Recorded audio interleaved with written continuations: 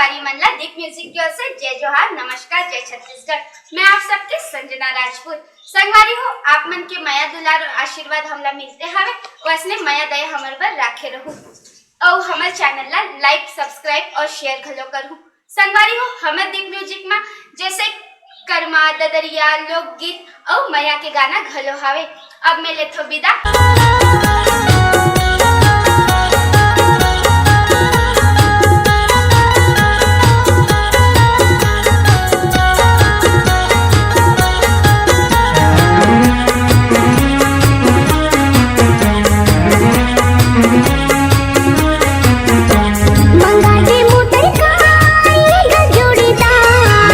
Motor कार ये वो जोड़ीदार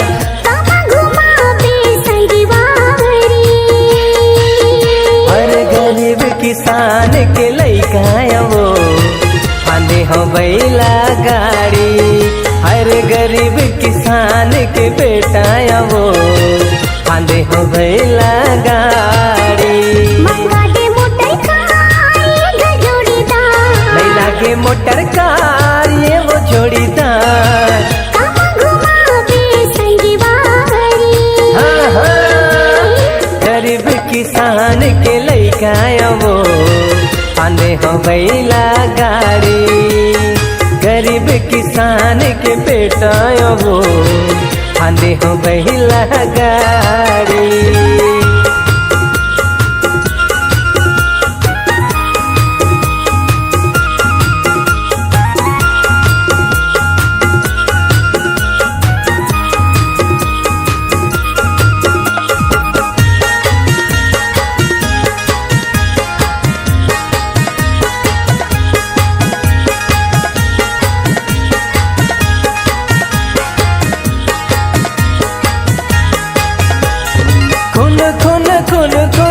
बैला के घंटी बाजे वो झूमे झूमे झूमे झूमे तन हमोर झूमे। हाँ गुन गुन गुन गुन माया के गीत सुना थे वो। सुने सुने सुने सुने संगे में पैरी बाजे हो जतैयार ये वो जोड़ीदार। मंगा दे मोटर कार ये जोड़ीदार। संगे घुमा हूँ संगवारी। गरीब किसान के लइका वो आंधे हो बैला गाड़ी। गरीब किसान के बेटा वो आंधे हो बैला गाड़ी।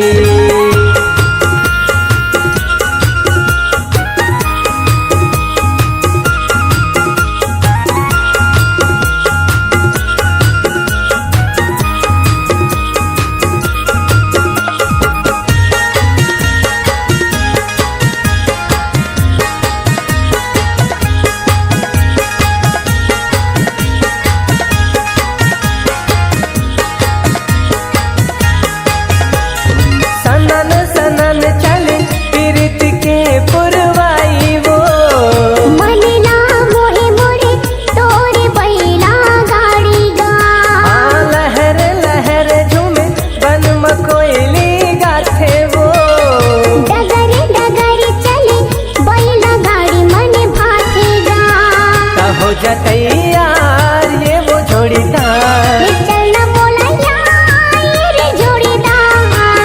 तोला घुमा हूँ संगवारी।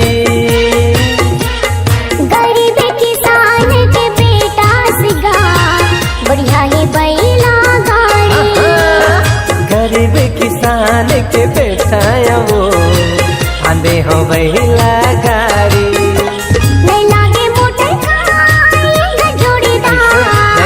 मोटर कार ये वो जोड़ीदार। हाँ हाँ, गरीब किसान के लइका वो आंधे हो बैला गाड़ी। गरीब किसान के बेटा सिका बढ़िया है बैला गाड़ी। हाँ, गरीब किसान के लइका वो आंधे हो बैला